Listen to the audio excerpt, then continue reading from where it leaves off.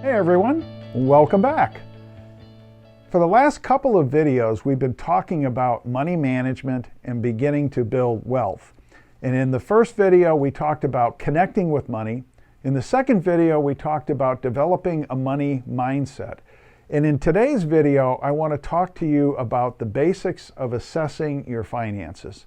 It's very, very important that we understand our finances. And there are three things that I want to talk with you about relative to that. The first is that it's critically important to understand where you are financially. Very, very important. Imagine yourself going on a trip and you walk out and you get in your car and you start up your engine and you turn on your GPS. What's the first thing that your GPS does? It wants to know where you are. Until it understands where you are, putting an address in that you want to go to is meaningless, because until it has a starting point, it can't calculate the pathway to get you from where you are to where you want to be. The same is true with your finances. You must have an accurate picture of where you are financially. Now, here's the challenge.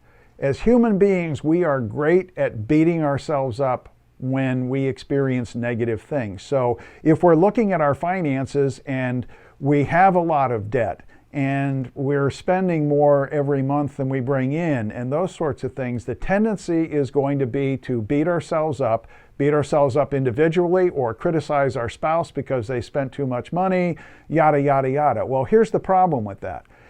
When I make a dumb decision, when I've done something stupid, and I say to myself, how could I have done something so dumb? Guess what? My mind can come up with 100 reasons why I'm stupid. But is that helping me solve the problem? No, it's not. So we can't allow ourselves to go down that negative path. What we have to do is look at this initial snapshot of our finances through the lens of it's neither positive nor negative, it is what it is, and all we're really looking to do is to establish a baseline from which to work in order to be able to develop a plan for going forward, okay? The second thing we need to do as part of understanding this financial picture is that we have to get clarity on exactly where we are in 5 key areas. The first is income. What income do you have coming into the house that you can reliably depend upon? And what is the short-term future of that income? Is it going to go up, or are you in a situation where you're afraid of losing your job? Those sorts of things are important to say, what do I have coming in on a monthly basis, and how stable is that income likely to be? And if you happen to be a business owner where your income fluctuates from month to month, I recommend going back over the last 6 or 12 months and sort of getting an average, at least as a starting point, to say this is pretty much on a conservative basis where I can rely on my income to be. The second is to look at your expenses. And by expenses, I mean going through and looking at everywhere during the course of the month where you spend money. It could be large expenses, like you have a mortgage payment, you have car payments, you have insurance payments. It could be smaller expenses of things like your cable bill, your internet bill, your cell phone bill, your groceries, your clothing, miscellaneous expenses of eating out and planning for vacations and things like that. And then what we want to do is we want to compare the income we have coming in to the expenses that we have going out. So you have money coming in and then you have money going back out. How do those two compare? Are you cash positive at the end of the month? And by that I mean, do you have money left over after you've paid all of your bills? Or are you cash negative, where you're actually spending more money than you're bringing in? That's a critical thing to know. The next thing is to look at is debt. What kind of debt do you have? How much is it? And what interest rates are you paying? So debt is in part your mortgage. Debt could also be car payments that you're making. Debt could be a HELOC, a home equity line of credit that you have on your house. And it also could be things like credit cards and student loans and things like that. So we need to quantify, what is the debt? Is it a credit card debt? Is it a mortgage payment? What is it? How much is it? How much do we owe in total? What are the monthly payments? And what percentage interest are we being charged?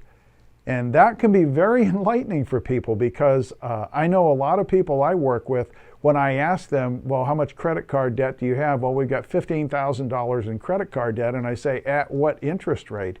They have to go back and look, and they're surprised when their credit card interest rate is somewhere between 18 and 24%.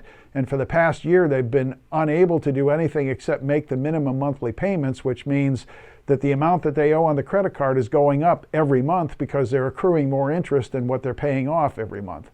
So understanding the type, the amount, the monthly payments, and the interest rate that you're paying on your debts is critical.